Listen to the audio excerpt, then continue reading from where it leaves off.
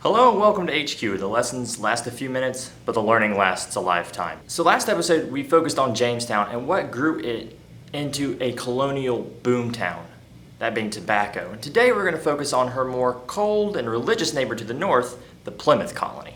Now I'm sure we all remember the story from school about how the Pilgrims came and founded Plymouth and how they were trying to escape religious persecution and achieve religious freedom, and sometime down the road they ended up having this thing we now know as Thanksgiving.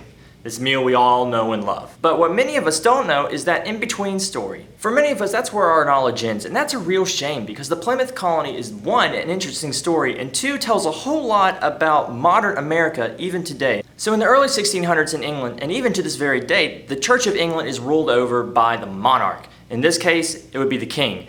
And this really made a lot of Puritans mad. So the Church of England in the early 1600s controlled the entirety of religion for your average Englishman, and this did not sit well with the Puritans. So the Puritans ended up getting tired of being told what to do and how to live their lives by the king, and so they just decided to leave. They wanted to reform the church, but they decided that England is way too far gone at this point to even try doing that. The only place they can do that is the New World.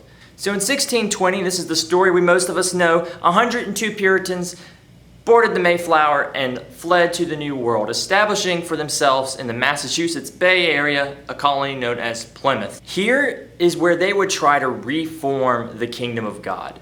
Here is where they would try to reform the church and the state into one object which they thought would rule over their lives. And here is where they prospered. Despite half of the 102 settlers dying within the first winter at Plymouth, by 1660, this is only 40 years later by the way, there are 20,000 people living in the Massachusetts Bay Area. This can be chalked up to two main reasons. One, they didn't build it in the middle of a swamp like Jamestown, and they actually came prepared, unlike Jamestown. And two, they had a lot of help from the natives, also unlike Jamestown. So the Pilgrims had the fortune, or disaster, depending on which way you look at it, of landing in the Massachusetts Bay after a disease had killed 90% of the native population, the same diseases that had killed the natives in Spanish America, things like measles, typhus, smallpox, ravaged North America just like South America. And this helped the Pilgrims because it opened up huge tracts of land for them to live in. It had all these freshly cut forests and destroyed villages and open fields where they could farm and live and take firewood and take shelter from the storms.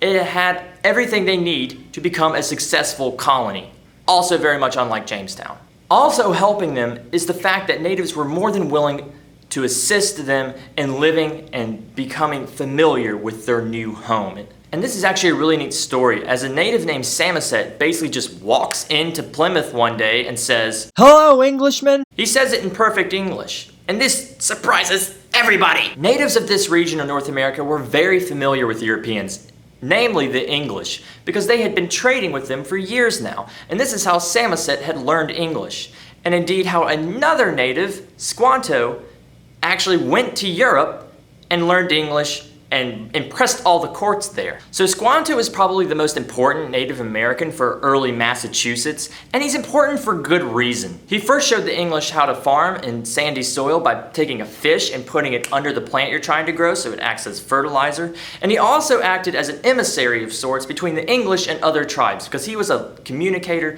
and knew the other tribes' languages and knew English. So he's like a translator, emissary kind of guy. Due to Squanto's efforts, the Pilgrims are able to enjoy a bountiful harvest that fall, and this is where they invite their native friends to enjoy it and come together and collaborate and enjoy this friendship they've now fostered.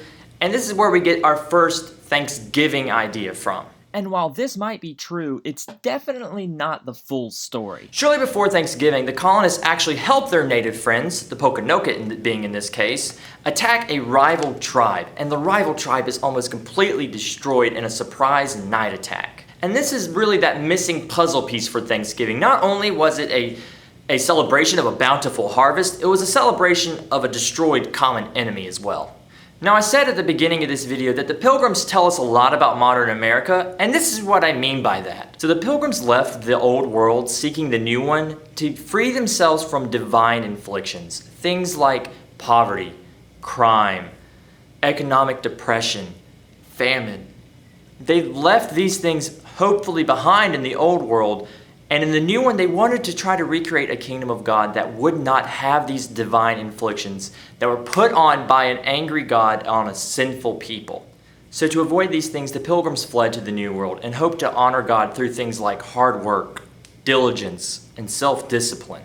They believed that God had given man earth to toil on, not to enjoy the fruits of. They believed in delayed gratification and being thrifty and not worrying yourself so much with the accumulation of things in life, because you can't take things with you into the next world. The thing is, though, with the attitudes of hard work and due diligence, wealth quickly found the Pilgrims. And I believe that this idea of hard work and discipline have passed on to us to this very day.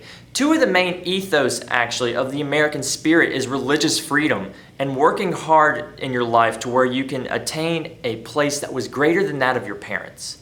And I really think that we have the Pilgrims to thank for this. Anyways, this is HQ, signing off for now. I'll see you next time.